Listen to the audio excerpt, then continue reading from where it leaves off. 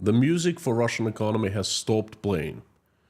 The reserves have been depleted, and in general, things are pretty bad. Russian budget 2025 is out, and all things Russian economy can be seen right there. It's all there in numbers in black and red. And they're not just the numbers, they reflect real life. Federal employees shortages, retirement pensions cuts, budget cuts for education and healthcare, skyrocketing prices at the stores. Things like that can be seen in the numbers of the Russian budget.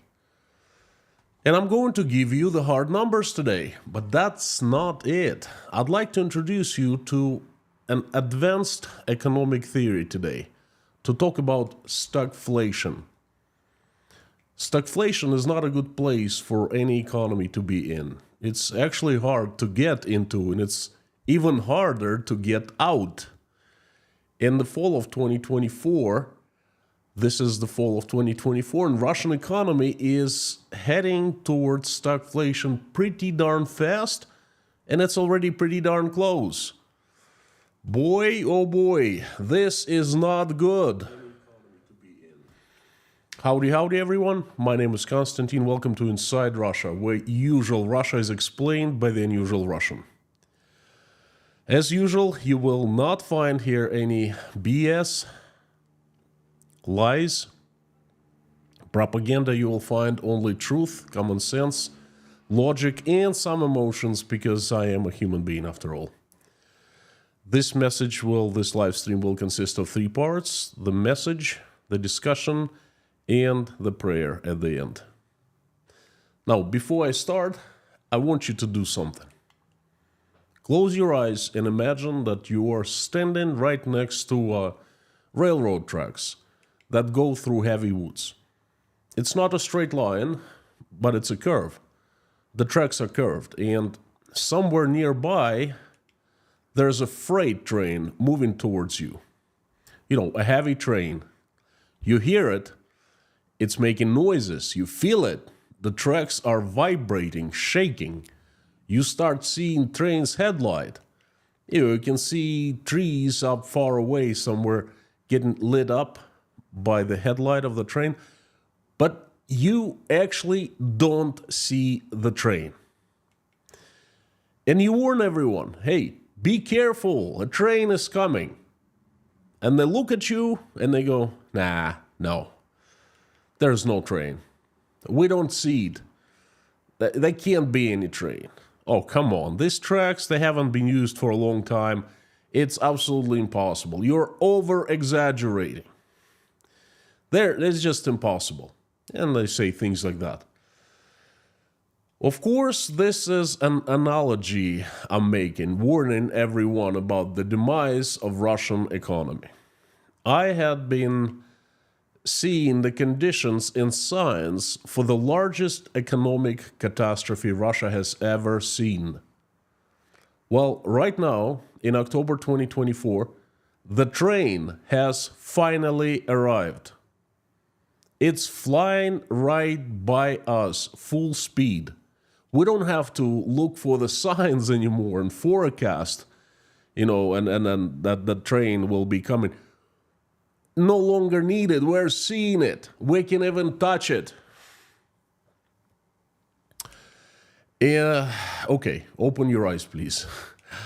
And now, like this live stream in advance. If you don't like something today, you can always unlike it later. But now, please like it.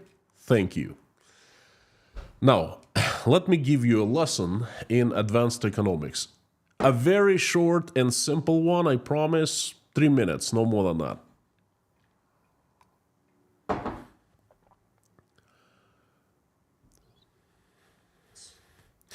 So, it's an advanced concept called stagflation. The last time I heard of it was in college, back in the 90s, when I was an economics student. Now, if you look at economy, any economy, it's always in one of two possible states, growth or decline.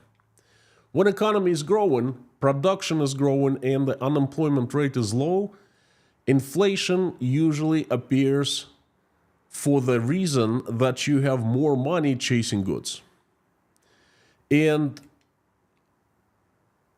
it's the opposite picture when the economy is declining, production is declining, and unemployment is high. Inflation is usually lower for the reason that you have less money chasing goods. So you usually find economy either in declining, the economists call it recession or stagnation sometimes, or growth, and usually it's called expansion. But then there is a rare scenario called stagflation. It is the worst of both scenarios, or both situations, or as I call it, the worst of both worlds. It is a situation when production is declining and inflation is high and increasing, further increasing. Really, the worst of both worlds. Stagflation is usually caused by either economic shock or a series of shocks, such as an instant oil price increase, or poor economic policies, or both. Usually it's the both combined. Stagflation doesn't happen often. The last time I heard the term was in college, a long time ago, in the 90s, and stagflation appeared in the United States of America in the 70s. Okay, so 50 years ago. That's it. Now enough theory. This is some advanced economics, you know.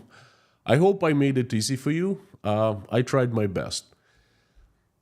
If you understood, please hit the like button now. That helps a lot to promote this channel. Especially now, since I'm demonetized and YouTube is demoting it. So let's fight it together. Hit the like button. Let's talk about Russia, Russia's numbers, economic numbers, and why the hell I say stagflation when I say Russian economy fall of 2024.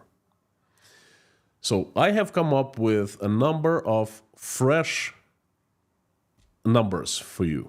No pun intended, a number of numbers. Well, quite a few numbers, right from Russia's government's oven, literally. So let's talk about them. Number one. Oh, this is a good one. The estimation of the budget deficit of the federal budget of Russia in 2024. For 9 months, Russian government was given the estimation of federal budget deficit of 0.9% of GDP, or 1.6 trillion rubles. Oh, it's not a catastrophe. I mean, you know, happens once in a while. All official numbers were based on that estimation. And in October, Russian government changed the estimation of the federal budget deficit from 0.9 to 1.7% of GDP. It increased it by over 100%. So in rubles, from 1.6 trillion rubles to 3.2 trillion rubles. That is huge and unheard of. And that's, well, imagine this situation. I'll try to draw an analogy. Imagine a situation. Let's say it's late 2023 and it's a public corporation releases financial forecast for the following year, 2024. Let's say you are an investor, you own some stock of the large corporation, and you go to a meeting of the board, the shareholders meeting, whatever. Everyone gets together, and the executives, let's say the CEO, paints a picture for the next year. And it says, you know what? We forecast next year, 2024, a profit of $1.6 billion.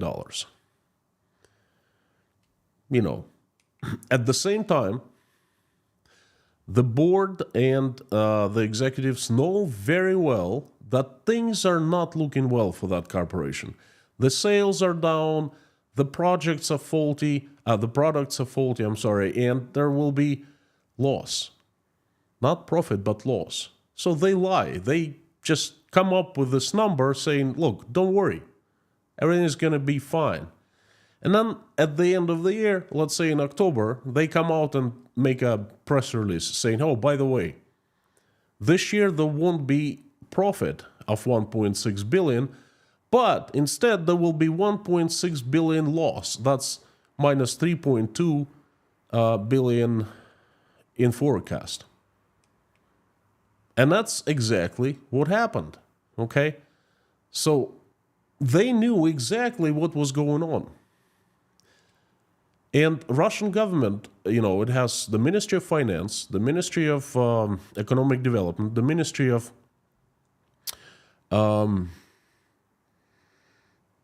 Economy, Minfin, the Ministry of Trade, of Commerce and Trade, Production and Trade. So that's dozens of highly paid, highly qualified economists.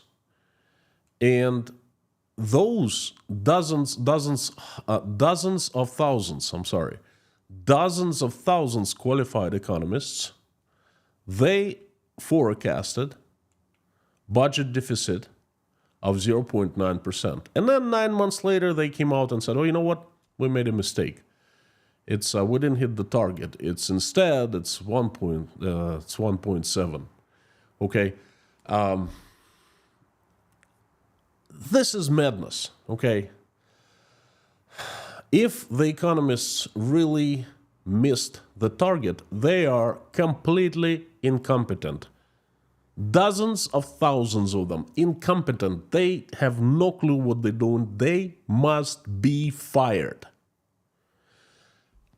I, along with a few other economists, have been telling everyone on these live streams that I forecasted completely different, much bleaker picture. Turns out that my picture, I was right on, almost right on the numbers. The budget deficit is large, and it's not what it was forecasted. So I guess it's me against them.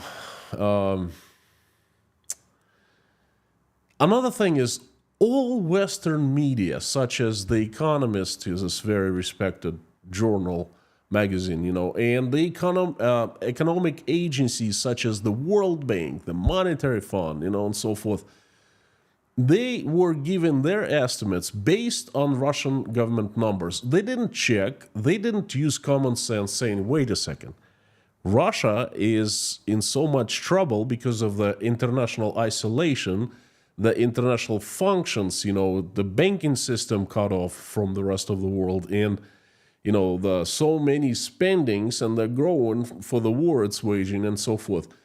Well, there's something odd here. No, they never questioned these numbers. Instead, they took them and based their reporting on those numbers. I wonder what they're going to do now.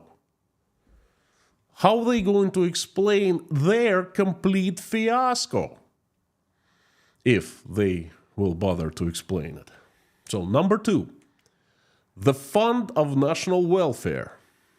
Well, that's Russia's savings account. I've talked about it so much. And guess what? If what Russian government is saying, and I think it sugarcoats a little bit, not by much, by a little bit, because at the end of the year, the budget deficit will be even more than 1.7% and 3.2 trillion rubles. It's going to be more. So if Russian government, they're going to cover the budget deficit, right? They're going to come up with some extra funds to make up the difference. If you make $100,000 per year and you spend $110,000 per year, you got to come up with $10,000 to pay all your bills to cover up the difference, right? Well, what do? You usually go to a bank and take a loan, hoping that the next year you'll make more money to pay the loan off. So this is exactly what the Russian government is doing, only it's not going to the bank. Well, it is, but it has enough reserves, and they're stored at the Fund of National Welfare. When Russia was making huge money over 15 previous years from selling oil at such tremendously high prices, it was smart enough to take a part of those extra profits and stash it into the savings account. And it's called the Fund of National Welfare. And that's what Putin has been using for 2.5 years to cover up all the extra expenses for the war and so forth. So anyway, they're gonna take the funds from the Fund of National Welfare, and they're going to cover up this budget deficit of 2024.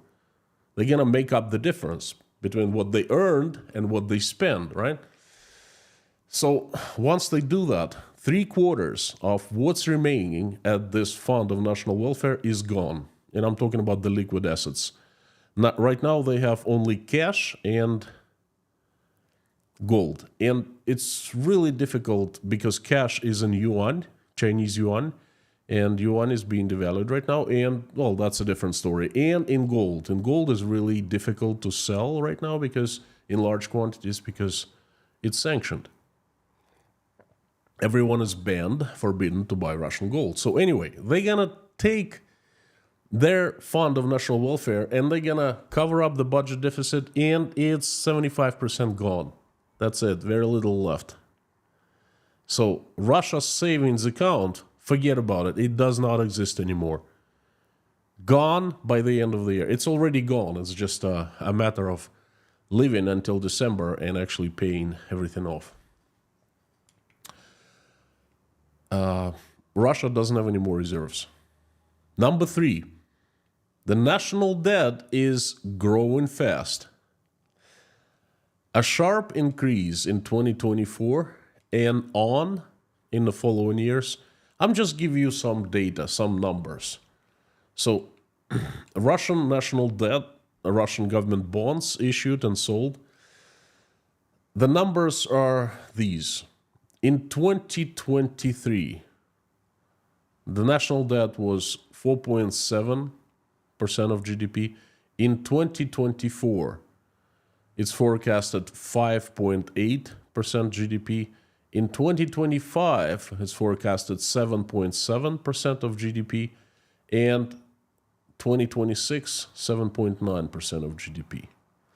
It means that Russian government is paying more and more interest on debt that is growing. It's borrowing more and more, and it's going to be spending more and more in the future to service the debt. So in absolute numbers, from a couple years ago, the national debt jumped from 1.5 trillion rubles to 3 trillion rubles. And this is just the beginning. It's growing. Why am I saying that? Because it's very simple. Russian government bonds are becoming more profitable as I speak, literally. Over the course of the last couple months, the interest rate, is increasing, meaning Russian government bonds are becoming more attractive. In August, 16.38% annual interest. Then they increased it to 16.5%, and now currently it is 16.57%. That's the increase in 2 months. Just two previous months. It shows that Russian government is becoming desperate for money and trying to borrow as much as it can. It's borrowing from everyone, from the population, from companies, from banks, by offering government bonds at more attractive prices, at more attractive interest rate. Still, even at this unheard of 16.57%, the plan for 2024, borrowing in 2024, is fulfilled only about 50% right now. Not too many investors trust Russian government now. Not too many people want to invest, and for a good reason. the situation is unstable and Russia is entering a very turbulent economic period that can change everything. And that definitely can nullify all the investments into the Russian government. Number 4, inflation starts galloping. Usually the term galloping inflation is applied when national inflation rate is over 20%. Now, we have two numbers right now. The official number, it's under 10%, but it's growing. And the real number, which is calculated by independent companies, specialized companies, and about 25%. That's what they're saying. 25% is huge. It's definitely galloping inflation. And it's increasing. Just to give you an example, the last week of September, a couple of weeks ago, there was the record hike by 0.19% of the inflation. That's the record since July. And that, I'll remind you, at the key interest rate of 19%. Now, think of your life right now. If you are just a regular person, you go to a bank and you apply for a car loan. And the bank will gladly gives you a loan, approves you, at the interest rate of 24%. What would you say? Gives you a mortgage at 22%. If you're a business and you go to get some money, it's a loan, because you need, you need to fill your gap between, spending and revenue, okay? Because you sell the product and someone pays you later. You just need to cover up your expenses. That's when you usually go to a bank. And the bank gladly approves you a loan at 35%. What would you say? And the rate, the key interest rate, will be increasing further. Moreover, this past week, the central bank executives were hysterical at the press conference. Now they claim that they made a mistake. They should have increased the key interest rate more and much earlier. Well, that's a lie, because clearly they're saying completely different from what Elvira Nabiulina was saying 6 months ago, right before Putin was inaugurated. In February, in March, she was saying, oh, you know what? I am seeing the signs of inflation slowing down.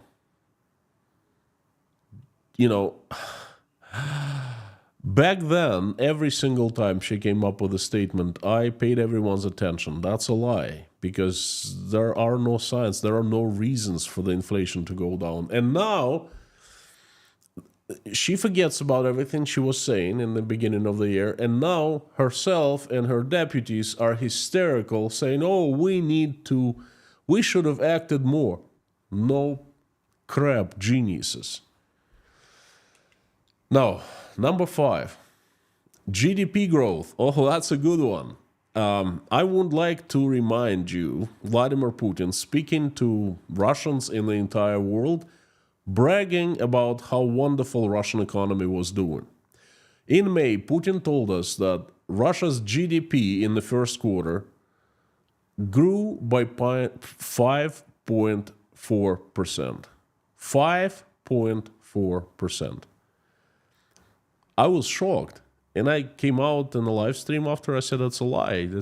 He's either misinformed or he's lying. Because even China at its best years wasn't growing that fast. Russia? Come on! So now the Ministry of Economy has a different number. It says it's a different opinion. It said that in the first half, in August, Russian economy has grown since the beginning of the year by 2.4%.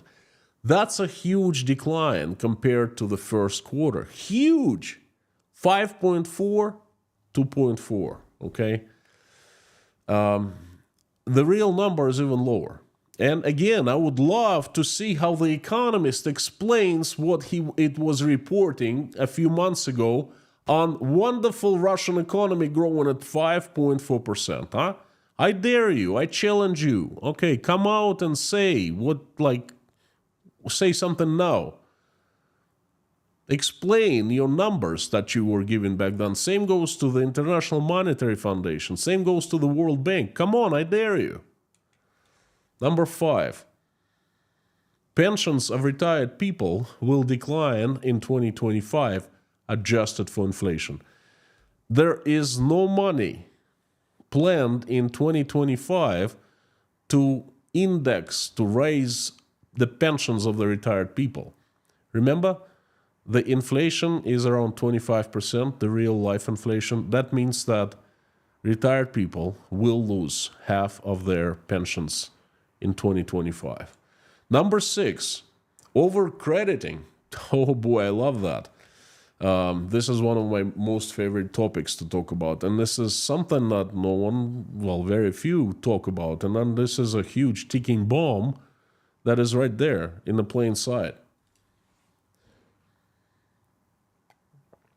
And the thing is, the central bank doesn't even lie about that. It tries to warn the banks. For the first time since May 2022, over 50% of borrowers in Russia have 3 or more outstanding loans. This is a record number. And the central bank is alarming everyone. It's screaming, banks, slow down, don't issue more loans to people. You know what, but the banks don't care. They want to make a buck right now because they don't know what's happened tomorrow, how it happens tomorrow. The banks just don't listen. Number 7. That's a scary number. In 2025, minus 1.2 trillion rubles for social payments and subsidies, including pensions. Not only they're not increasing, they're decreasing, they're cutting. And that's what I've been saying. You know, they're going to cut costs. And what do they cut first? Healthcare, education, social payments, social services, minus 1.2 trillion rubles.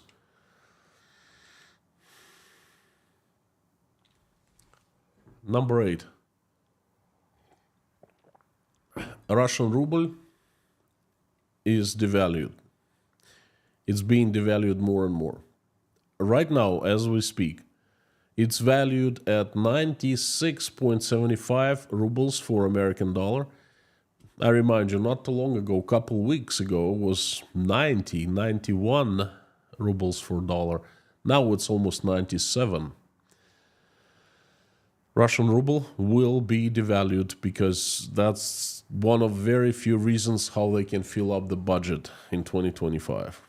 And number 9, the real estate bubble starts bursting and we start seeing the first signs. I will not talk in details about that. I will make a separate stream. I consider this as a very important part of the economy, and it's an early indicator of what's going on. Right now, if you are in the market to buy a new construction in Russia, you can easily negotiate discounts around 30%. Some even say 40%. The developers are ready to sell at 40% discounts. Wow. Now, why Russia and stagflation? What does it have to do with Russia 2024? Before I talk about that, I would love to thank you again. Thank you for all your support. I still receive emails, messages, comments, words of encouragement, love, prayers. Thank you so very much. Thank you, all of you who bought coffees at buymeacoffee.com, who signed up to become patrons, who sent funds directly through PayPal. Friends, thank you so much. Thank you, thank you, thank you.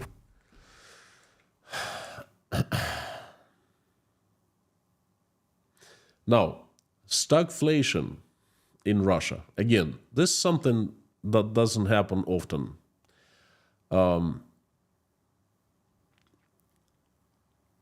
The last time I heard about it was really in late 90s at school, because, stagflation, the last time it happened on a large scale was the USA in the 70s. Stagflation depends on, like I said, on either some kind of a shock or bad economic policies, or combined, both of them combined. Right now, Russia is going through a very unique situation. 2.5 years, if we remembered all those years, that was a very strange phenomena. Instead of declining greatly after Russia invaded Ukraine and received so many international sanctions, received so many economic blows and increased its expenses. That's not good, for the economy. But despite that, the economy was growing. And that happened because the military-industrial complex started being financed incredibly, flooded with money. Russia still needs lots of weapons, armor, ammo, everything that military-industrial complex produces, and it does not spare money to get that. So plants, factories, military factories, from being few of them and working a little bit, they started working 3 shifts and pumping out as much stuff as they could produce. Money is no object these days, right? And therefore the economy was growing thanks to the military-industrial complex. The rest of the economy, the civil economy, has been in decline, but still, the war economy has grown so much that it outweighed, civil economy. But that is not the case anymore.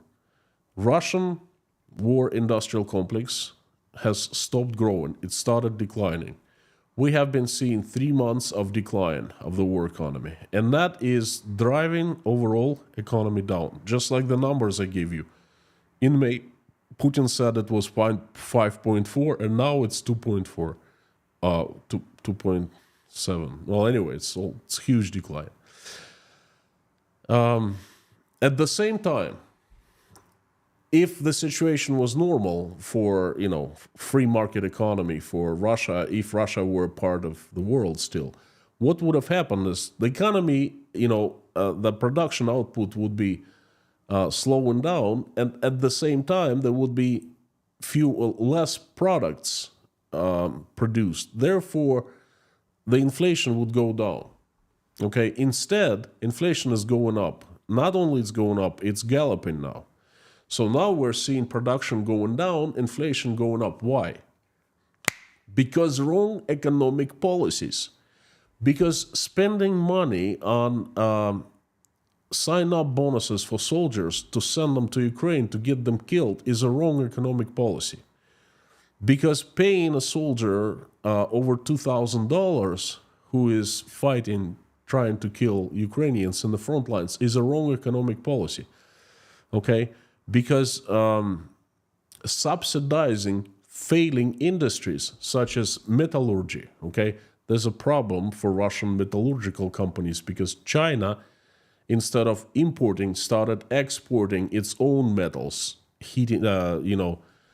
dropping the price for metals down, okay, and that is a huge blow to Russian companies. And they go to Russian government with their hand and say, well, we need money, subsidize, so we don't have to fire everyone and we don't have to, go down with a big boom.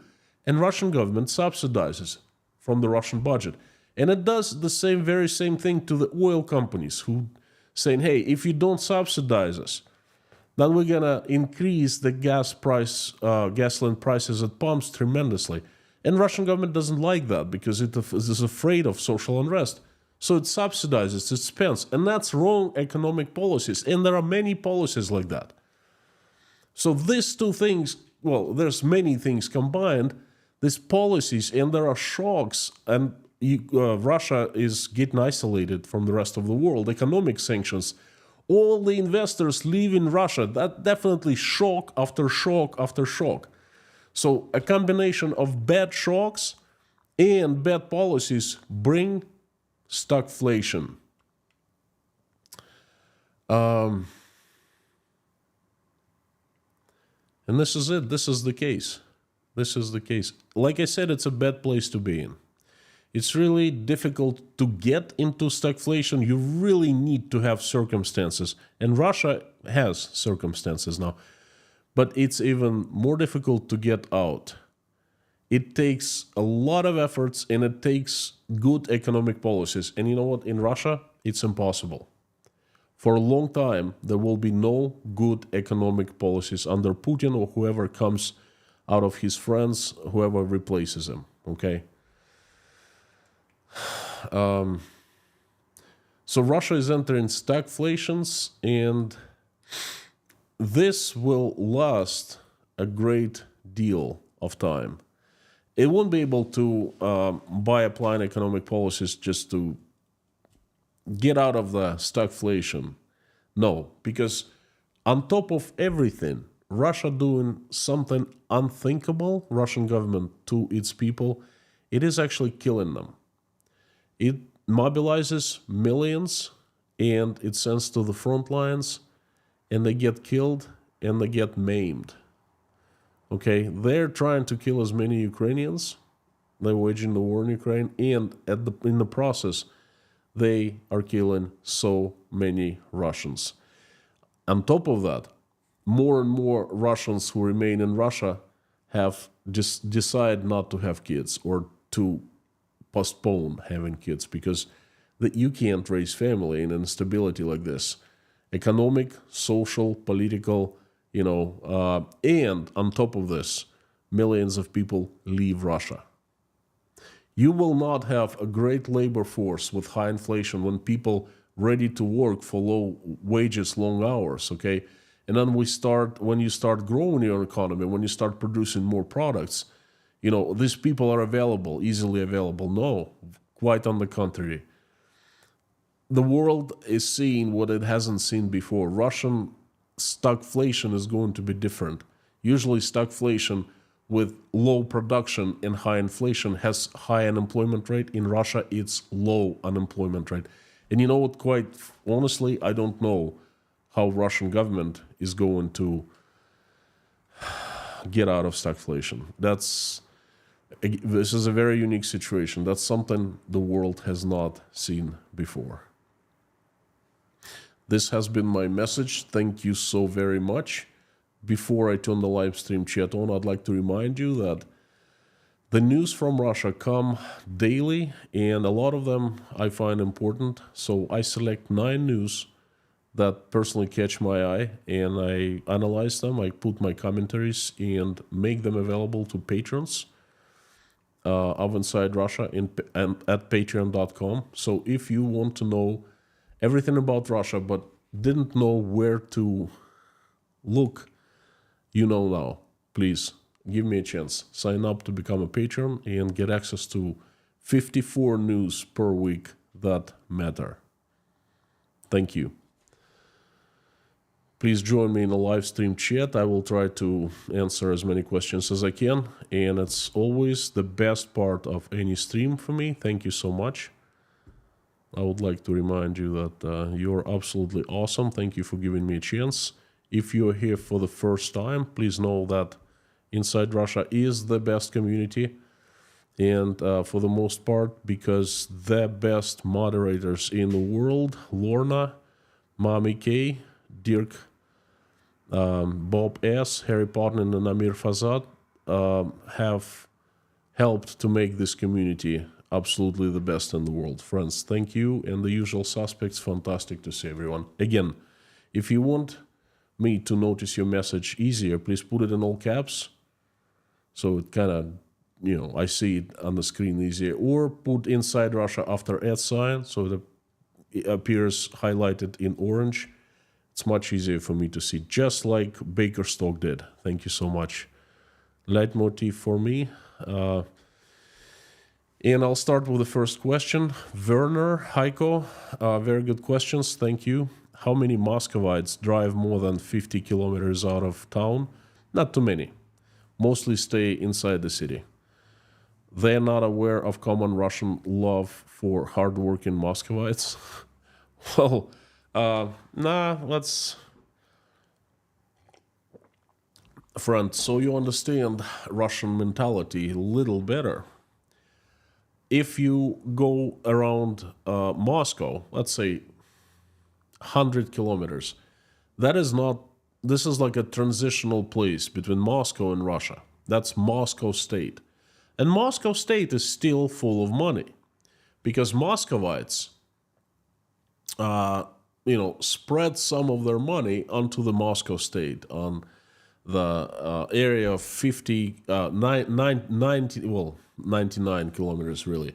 100 kilometers around Moscow, that's Moscow state. And the Muscovites have their second homes. They have large shopping malls outside Moscow. They have luxury homes, luxury villages. They have tons of stuff, okay? People in Moscow region not as rich as Muscovites, but they're still richer than the rest of the provinces. So what we really need to do to get the sense, smell, and touch of the real life in Russia, drive outside of Moscow region. If you drive 50 kilometers, hey, look, I lived in Moscow and I lived 7 kilometers away from Kod in the forest, and it's still Moscow, okay? So if you want to see true love of regular people in Russia, for Muscovites, drive further, 100 plus kilometers. Patskly, howdy. Bob S., thank you so much for coming. Again, I'm reading those messages or comments in caps and highlighted in orange. Sam the Legend, Kate, howdy. Vahe Kaliskin from the Windy City. Thank you, Bob. Palm Tree Kate, howdy. Thank you so much. I hope that you understood this. The concepts that I give you, they're very complicated. I went to school, economic school, that's advanced. That's not economics 101. That's like economics 302 or 403 or something like that. So that's advanced stuff. I hope I made it simple and short enough for you to understand. And that is the biggest challenge for me. No US politics, I second that. The reason we do that, and I try to mods to enforce this policy, that we simply don't argue too much and we don't fight. This is about inside Russia, not about inside America. Tammy Stovall, thank you so much for coming. Reinhardt, Andreas, Paul, The Underdog, Ike, Latu, howdy. King Rob, George Rames, Richard, CBC Teaser, Larry Barth from Canada, howdy, good to see you, are back. Firefly Farm, whoa, long time no see. Howdy, friend, good to see you. What has it been, a couple years now? Viking. Okay, Terry had a question. Is shrinkflation like stagflation? No, that's completely different. Shrinkflation is basically when your products... Stagflation is a state of the economy, a very bad state. Okay, when... what would be analogy? Let's say if you're a diver, okay? You have some weight on you that brings you down, and then you put some air that kind of like, the more air you pump into your vest, the more you go up. Imagine that both air and the weight brings you down, okay?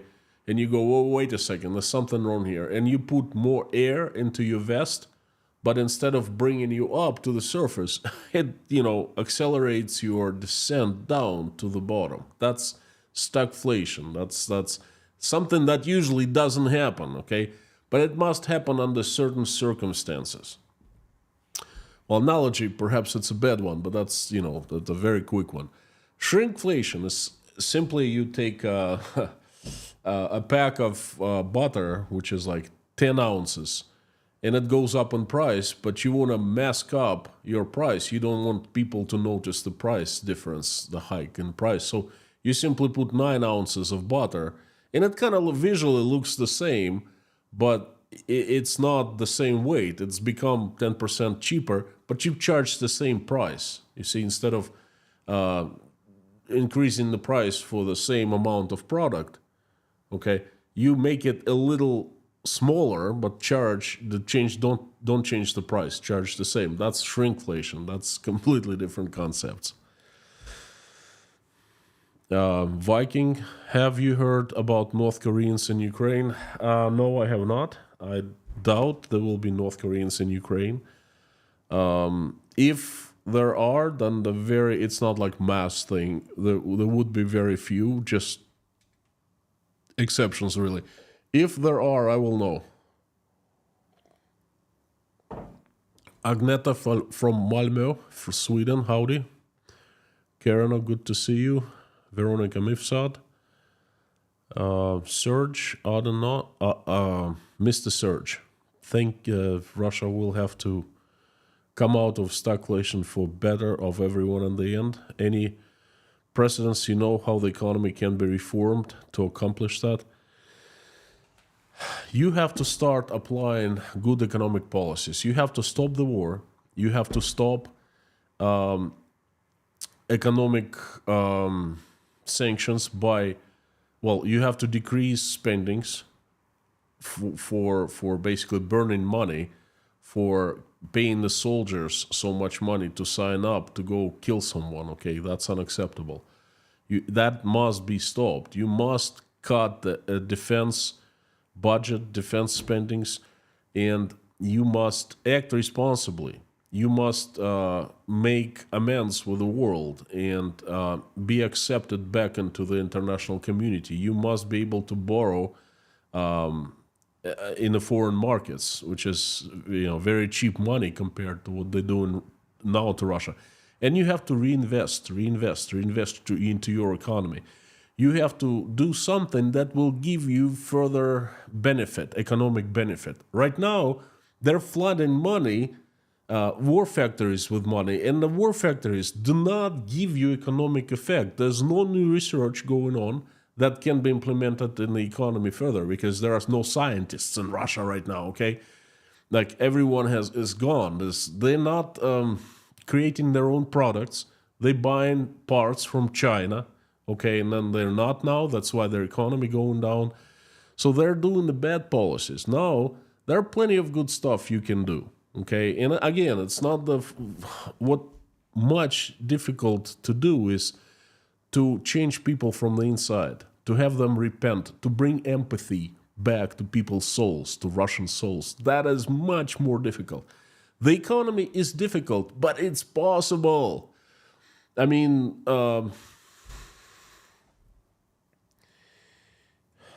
it just takes a lot of time, and it's going to take so much for Russia to come out of stagflation. I don't even know how, because they simply don't have any people. If everything miraculously changes for the good for Russian economy, they simply have no one to work. I know companies are closing down right now in the city of Rostov-on-Don because they no workers. They can't find physically anyone to work. Okay, that's a disaster.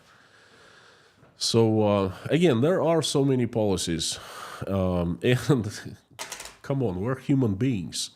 Look where we are right now. We have AI. We send people to moon. Okay, we can figure these things out.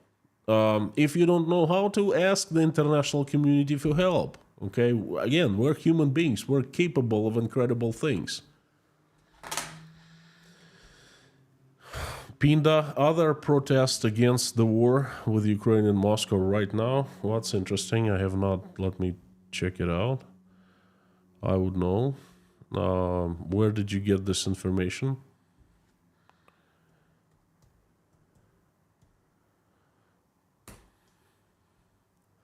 I'm not seeing any protests. I know the latest news from Russia is the Moscow airport, Vnukovo. I lived not too far from it. today, during the course of the evening, has twice stopped landings and takes off of airplanes for the reasons unknown. Must be some kind of a threat.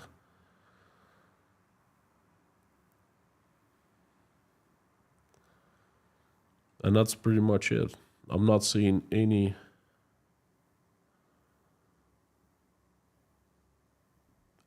protests.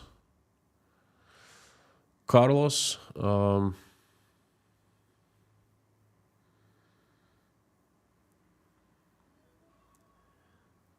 gosh, I'm falling behind. We have 15 minutes left because I want to start prayer at at 1:15 my time, which is what, 4:15 New York. I better speed up. Carlos Enrique Salas, thank you so much. Ciao. Grazie. Royal Oak, okay, I need to ask, you're an economist or what? I spent 7 years at the universities in Russian and American studying economics. I love it. Economy is the foundation of our society. Societies are human beings. We're motivated by economic reasons in our actions. So I find it fascinating to study economics. It's not boring to me, okay?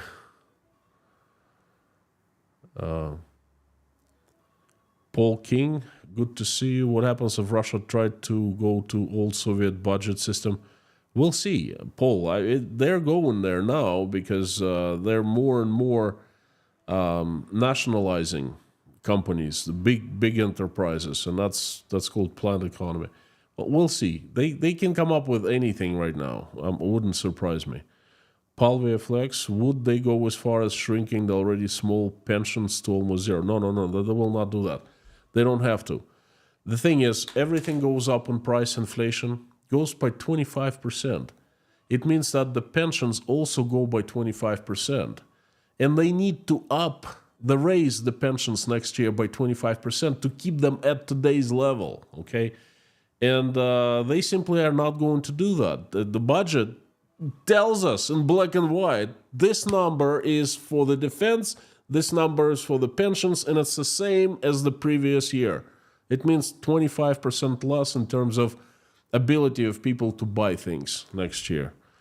Craig Savarizi, thank you so much. Getting the news, not in general press. Thank you so much. Joao Marinas, I have one question. Who are these experts that say Russian economy is all right? The Economist, this magazine, the IMF has reported so many times, the World Bank. I mean, I keep talking about that. Richard Oka, Tampa, Florida in the house. Getting ready for the party here. Send the prayer this way, please. Richard, I will do that. You mean big party is the hurricane, right?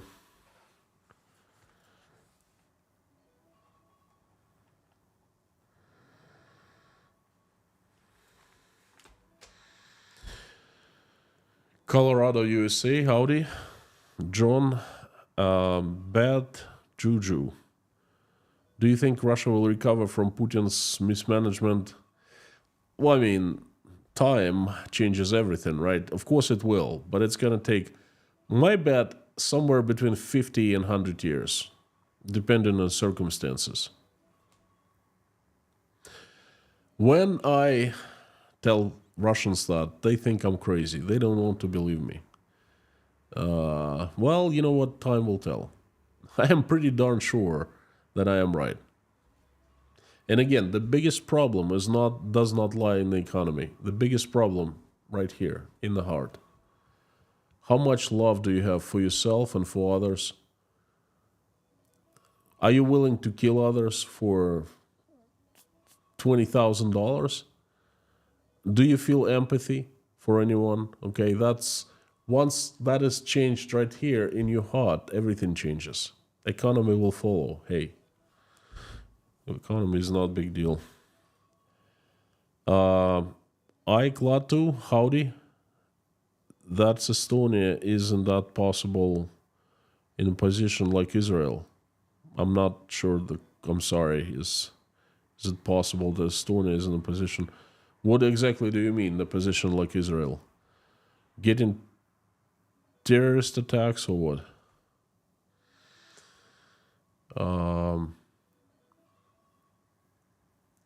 I made the same mistake. Stagflation, not shrinkflation. The latest can be caused by stagflation. Yeah, Pinda, thank you so much. Uwe Bon, Computer Help Center, howdy. Good to see you. Bobby Bellinger. Well, you know what? I watched Vasya and Hey videos. He shows real people in villages. Great channel. If you want to see how real Russians live, away from big cities, away from Moscow and so forth, called Vasya and Hey. Even my mom used to watch that when she had YouTube available. That's true stuff.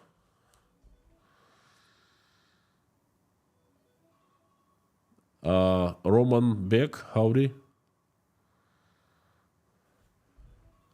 Pam Kate, can you give us an update on the state of Russian aviation? I'm very glad you asked because I'm making a video right now.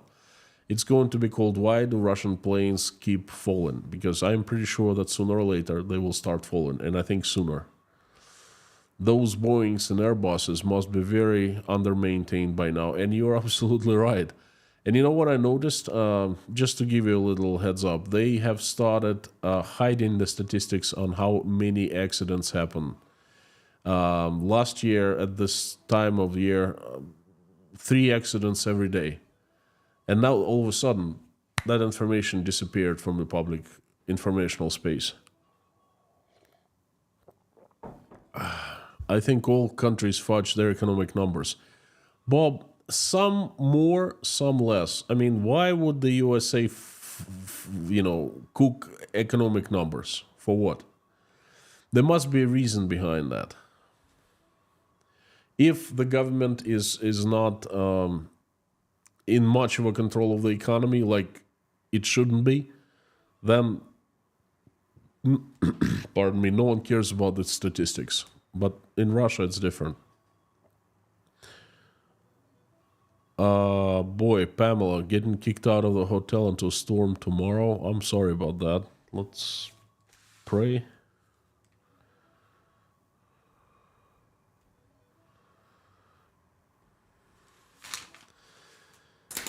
Do you think that the family of died soldiers will get the money? They used to get quite timely. But now there are more and more reports coming in that they're not getting the money.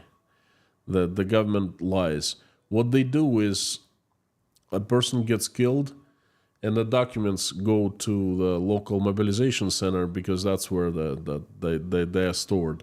And instead of saying he was killed, they say he's missing in action. And if he's missing in action, then it's not known for sure that he's killed.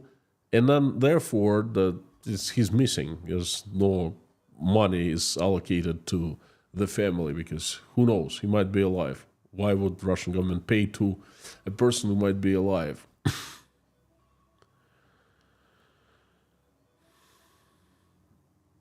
Werner Heiko, very good explanation, very good. Thank you so much. I tried, and this is my passion, economics. I'm really good at it. I try. Ann Larson, please give us update on your daughter. So what's going on? We keep on praying for her and for you. Great to see you too. E. Souza, Constant sending love. No way. From Old Orchard Beach, Maine. Ha, my second home. Can't believe. Old Orchard Beach. Yes, you wrote me messages, I remember. Well, what can I say? Please, send my love to OOB. Tell OOB that I still remember the town. Tell OOB that I still love it. And I wish I was there for just a few days, just to walk around, And by the way, I love Old Orchard at this time. The tourists are gone, the traffic free, no cars, no visitors, and it's still nice and warm. Foliage must be in the high season right now. So, oh boy, I used to surf around this time when the hurricanes came in. The swells, they would bring swells, and well, you know how it is. Aliu, Ronald Reagan ended stagflation. Do you know how, and would that work for Russia one day? No. There was no war the United States was waging on Ukraine, Mexico, its neighbor, Canada. No, that's a completely different situation. As far as I remember, and I'm not, that just very niche stuff. In economics, we just taught it as economic history. So in the books, I remember reading about stagflation is that they were bad economic policies. I don't even remember which ones, but there were two problems there. First problem, oil prices have gone up overnight. Okay, the OPEC was formed or something like that, and then the oil crisis, and there was a crisis on anchovies. El Nino disrupted the harvest, well, the fishing of anchovies, and that somehow influenced, that had a huge economic impact on like meat prices going up or something like that. And it happened instantly, all of a sudden. I remember the unemployment was high. The difference between Russia, just one difference, and that's huge. Unemployment in the United States was high. In Russia, it's record low. It's 2%. In the United States, it was around 20% back then. So what happens, you have tons of people who are laid off, who are waiting for the job. And then all of a sudden, the government says, okay, we would like to help out this industry. They subsidize, for example. And the industry goes to the market, says, hey, friends, we have so many jobs. Come on, come over. They don't have to wait because there are so many employed people. They want to get jobs. They want to start earning money again. And there you go. We the economy, the production starts working. What happens in Russia? Hey, where's everyone? Oh, in Uzbekistan, in Kazakhstan, in the United States, even in China. Russians are even fleeing to China now because you can find jobs there. Like English, teaching Russian, things like that. Oh, well, please come back. And then they get, as one of the fingers in return. So the same thing, and I believe the fella, the architect, the economist who defeated stagflation, his name was Paul Volcker, something like that, as a great economist. And of course, Ronald Reagan, helped too. So no. Completely different situation, completely different circumstances. Karen Allen, can Putin do anything to stop the USD to ruble exchange rate going over 100? Putin does that. Putin is now interested in Russian ruble costing, American dollar costing more and more rubles. Because Russia still exports oil. It still gets some dollars. Now, imagine you sell oil, you get $1. At 90%, at 90 rubles per dollar, you convert it and get 90 rubles into Russian federal budget. But all of a sudden, if you devalue ruble to 100 by 10%, to 100 rubles per dollar, then instead of 90 rubles that go to your budget, you get 100 rubles. But the amount of dollars received is the same, amount of oil sold is the same. You see, so they're going to be devaluing ruble right now to about 107, 110 rubles, and further into 2025, 120 rubles. Yes, they will be doing that.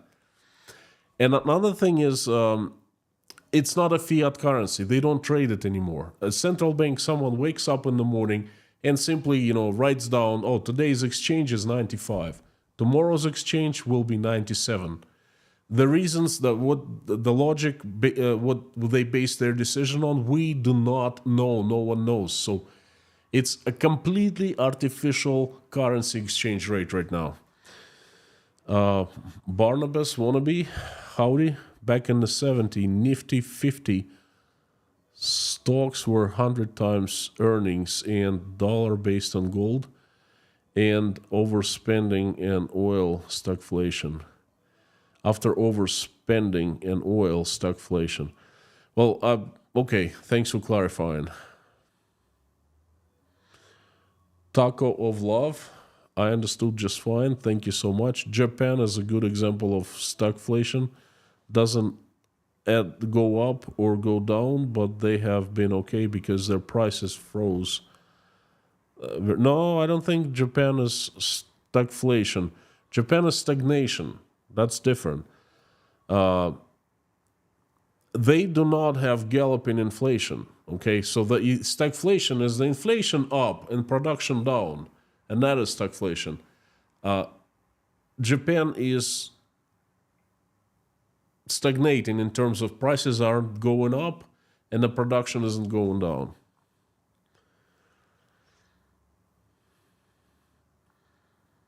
Couple more questions and we'll be wrapping it up.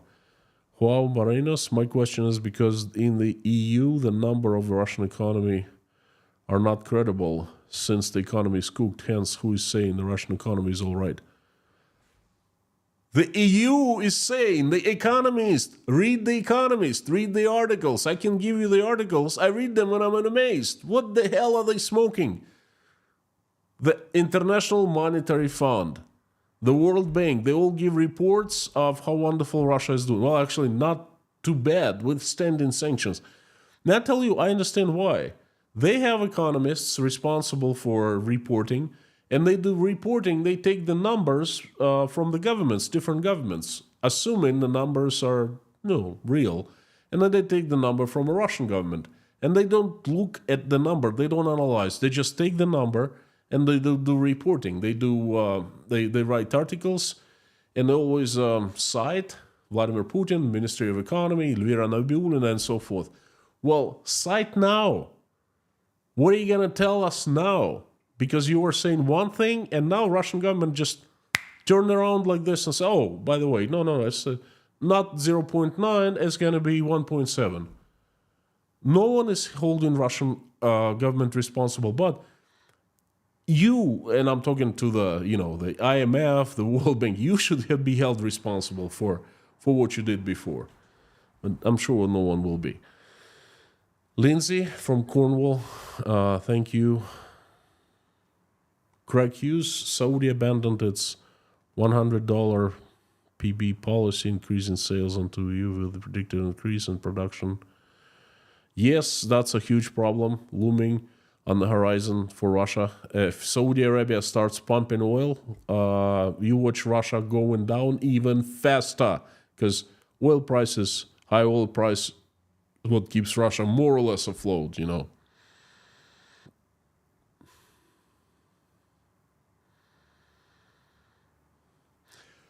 Carlos Enrique, you mentioned the U.S. was in stagnation in the 70s. Was it one of the cause of consequences of the wars, Vietnam's war outcome? I don't think so. If it was not significant impact. The abolition of the gold ownership ban, I'm not a big expert on that. That matter needs to be studied. I have not studied it. How did the U.S. come out? I already answered that question. Paul Volcker, actually the economist responsible, the architect responsible, taking the USA out of recession, with economic policies. That's how, with the right economic steps. I mean, again, it's possible. It takes a long time, but it's possible.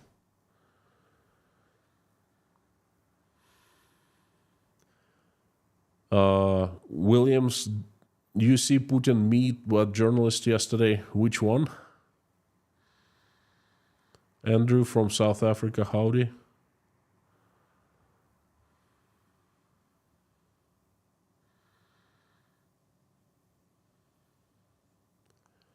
Chris. The last question from Chris. I hear about the UK drones causing major damage to refineries, air bases. Could you also report on this? I do.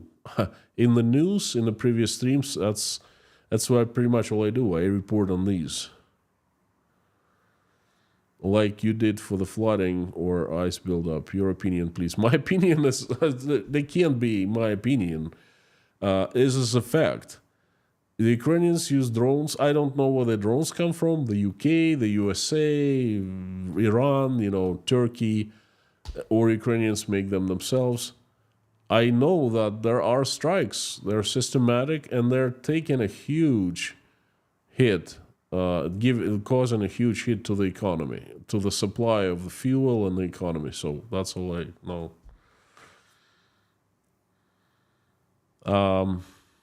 Oli, it's a good question. The last one, I promise. What makes you study in Russian economy 975 days ago, and war was started 958 days ago? Did you see it coming 17 days ago before?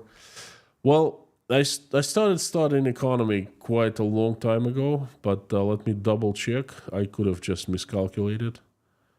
I apologize if I did. I'm sorry. You're absolutely right. I thought it's 975 days ago, and that's 958. So my mistake, I admit. I will change it. So I did not started studying it 17 days before. Well, I've been studying the Russian economy for a long time, for 30 years now, but that's my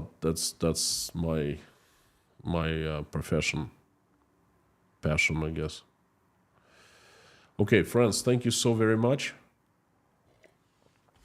I invite everyone to finish this live stream with a prayer, as usual. If you're religious, non-religious, both, anything, you Christian, Hebrew, Muslim, anything, any religion or no religion, please join me. We are sending love and good wishes from the bottom of our hearts to people of the world. Okay? Thank you so much.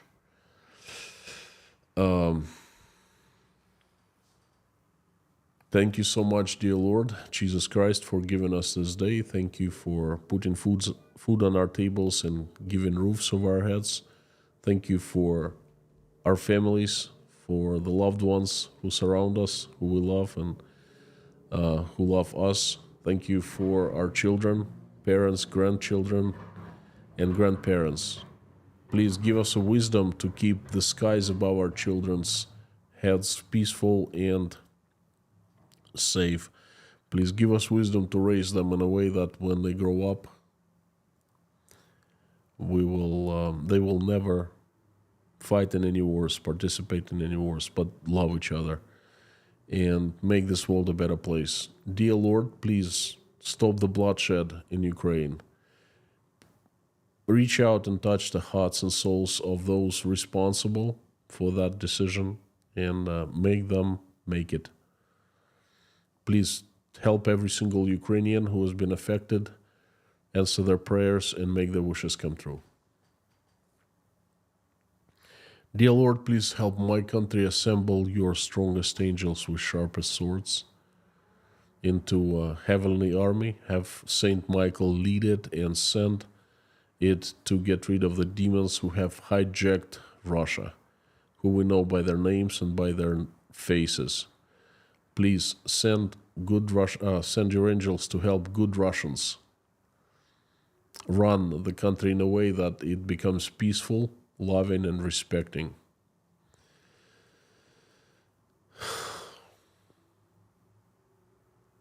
Thank you.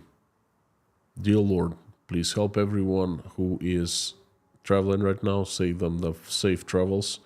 Everyone who is facing hurricanes or inclement weather threatening their lives and well-being. Please help people in Florida, in Texas, and the south of the United States of America. Send them safety. Send them your angels to watch over them and protect them. Please help everyone who is in dire straits right now, in some kind of a danger. Send your angels so they help. Please help single mothers and fathers who are struggling trying to raise their children to make ends meet. Help those who are helping Ukrainians, and help Ukrainians who are under current attacks or threats of attacks from Russian missiles. Dear Lord, please help everyone who is in need of help, the ones who are sick, cold, hungry, addicted, jobless, homeless, depressed, not feeling about themselves, not feeling well about their lives, losing their faith, crying, betrayed. Reach out and touch their hearts, fill them with love, show them that you are still with them, you have not abandoned them, that you watched every step they take, and you love them unconditionally. Please show that everyone and help everyone in need. Thank you so much for everyone who has come here today to pray along with me. Thank you for everyone who's praying or simply watching us pray. Please answer everyone's prayers and make everyone's wishes come true.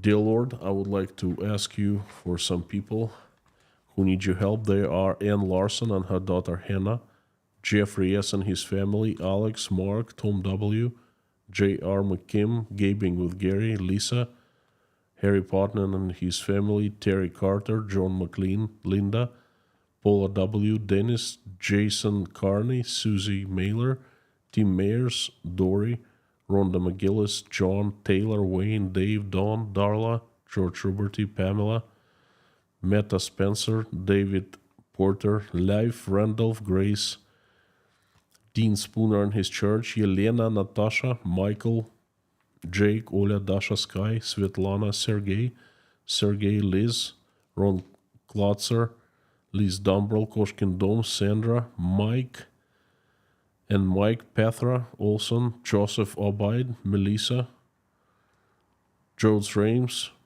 Millie, Philip Radcliffe, Pamela, specifically for finding a safe place through the storm and the hurricane, and everyone who needs your help right now. Thank you so much, dear Lord Jesus Christ. Amen. Friends, I would like to remind you that you're absolutely awesome and you rock. Please come back tomorrow, Wednesday. There will be a world news update as seen in Russia. There are quite a few news that have caught my eye, and I have found them interesting, so I'll share with you tomorrow. And before I sign off, I would like to ask you to say the following along with me, as usual, as loud as you can. Just follow me. Carthago delenda est.